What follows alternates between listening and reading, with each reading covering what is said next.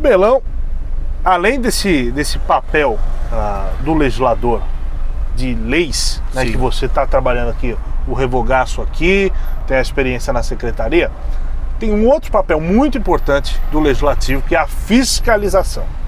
E o Melão está ficando famoso por ser o fiscal de obras aqui no estado de São Paulo. Né? Então, eu vejo aqui, só abrir as suas redes sociais, você vai ver hospital que o governo deveria ter construído e ter concluído a obra já há algum tempo, não está numa fase de andamento que o projeto deveria estar. Conta pra gente, Melão, como que é esse trabalho, o que você já viu aí de mais estranho, né? Enfim. Bom, ali o que acontece, né, Bolini? A gente sabe, você já mencionou aqui, o Novo procura dar o exemplo sempre do menor para o maior. Então a gente começa dando exemplo no nosso gabinete. Você quer cobrar eficiência, quer apontar dedo para desperdício, cobrar, enfim, que o Estado seja austero e respeitoso no gasto do dinheiro do pagador de impostos, você começa dando exemplo. Começar em casa, né? Exato, começa em casa, arruma a sua cama, depois pense em mudar o mundo, né? Verdade. Começa arrumando a cama, o quarto, a casa, a vizinhança e aí vai. Então, no primeiro ano, né, nós cumprimos com tudo aquilo, eu fui até um pouco mais exigente na linha da austeridade, eu tento me manter gastando zero de verba de gabinete, de reembolso. A gente faz isso, eu arco com o meu próprio salário, tudo, eu tenho custos menores, né? Eu sou aqui da capital, tal, eu entendo que não precisa interior, exatamente. Eu vou dizer aqui que o zero enfim, mas pro meu caso era possível, né? Eu falei, não, eu vou abarcar esse custo justamente para ter essa austeridade junto a aquilo que a gente defende, né? Que ter legitimidade para falar, né? Ter legitimidade para falar. Depois disso eu falei, bom, vamos atrás dos grandes desperdícios. Agora eu tenho moral para fiscalizar. E olha, a área onde você tem os maiores prejuízos são as obras que eram para ter sido concluídas e não foram. Pra você ter uma ideia, a gente fez um levantamento, você tem mais de 1.400 obras paradas no estado de São Paulo, né? Ou atrasadas ou paradas, e dentre essas aí paralisadas mais de 700. E aí eu resolvi fazer um cálculo ali para entender. Eu falei, vamos começar por partes. Vamos lá. Né?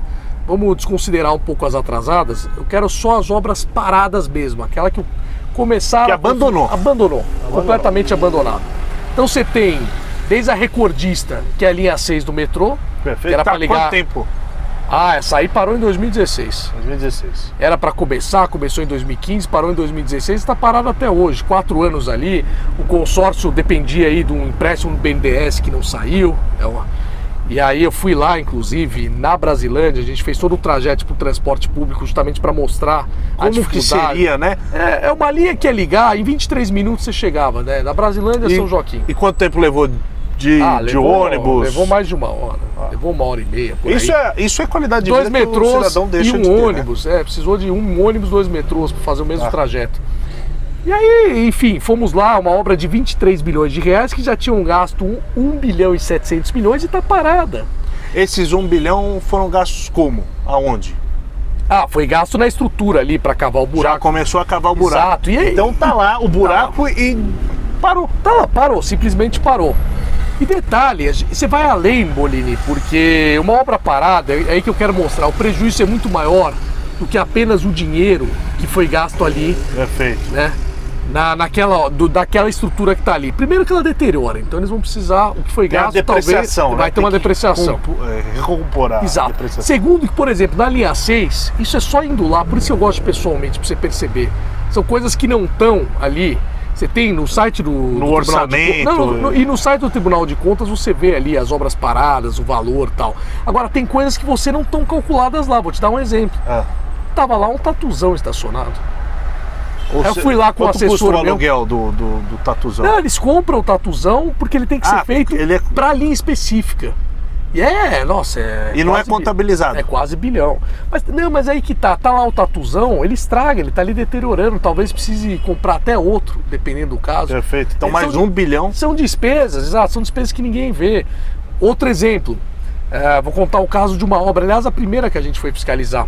Porque em princípio eu falei, olha, Rodoanel, Trecho Norte, que essa é uma outra obra parada aí que eles estão tentando retomar, que é extremamente importante, já tem uma série de polêmicas aí, enfim, até está na justiça o caso.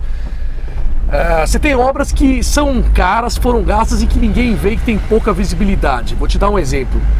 Museu da História de São Paulo. Não sei nem se deveria gastar dinheiro com isso. fizeram um projeto lá no Brás. O projeto inicialmente ia ter um custo de 60, se não me engano era 61 milhões de reais. Ia custar o museu, o projeto inteiro. 2010, assinaram um contrato, começaram a obra. A obra começou, tal, de repente, pá, pararam a obra. Problema de contaminação do solo, problema ambiental. Pararam a obra, gastaram lá uma nota, acho que foi 30 milhões para descontaminar o solo. Detalhe, uma região onde já sabia, né? Uma região antiga, as fábricas, indústrias. Perfeito, já sabia. Já tinha cadê o planejamento? Que ia... Exato, cadê o planejamento? Como é que você começa algo e não fez, né, essa lição de casa? Mas enfim, e detalhe, ali já funcionava, se fosse ver um terreno que era da prefeitura, funcionava ali, já funcionou, acho que Guarda Civil Metropolitana por ali, já funcionou parte ali da estrutura da Secretaria de Assistência Social, enfim. Órgãos já funcionaram ali naquelas condições. Foram fazer o museu, bloquearam, parou. Resultado, já foram gastos só nesse museu, tá ali, tem estrutura, Bolini, você vê, tá ali, montada, tal. Já foram gastos 93 milhões de reais. Olha só, 93 milhões de reais, obra parada. Só que você chega lá, você vê mato alto juntando rato. Vai deteriorar tudo. Deteriorando, e vai deteriorando a região, você tem um custo social. Então o comércio ali do lado, né, até falei com uma comerciante ali, você vê, começa a ficar mal frequentado, vira ponto de descarte de lixo, boca de droga, isso aí fomenta a criminalidade. E detalhe que ninguém vê, né, como eu te falei, eu cheguei lá, tinha uma empresa de vigilância. Aí olhamos o nome ali da empresa, pedi aqui no gabinete, falei, vamos levantar esse contrato, você está pagando uma vigilância ali, uma obra parada. Vigilância da obra parada, só ali o contrato 700 mil reais por ano. Ou seja, um custo a mais. São coisas que ninguém vê. E ali, Bolini, dá para ir muito além. A gente viu um terreno também da USP, que era para ter um projeto lá na Consolação.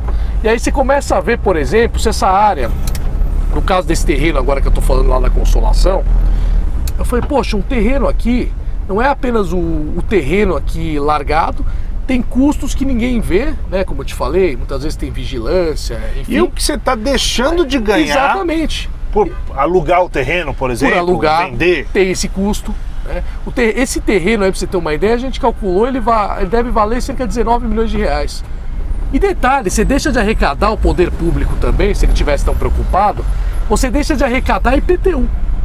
Por exemplo, ali a gente calculou que é cerca de 200 mil reais por ano. E IPTU que você deixou de arrecadar. Ou seja, é um prejuízo geral, são vários custos que vão somando. Então uma obra parada, ela é muito cara.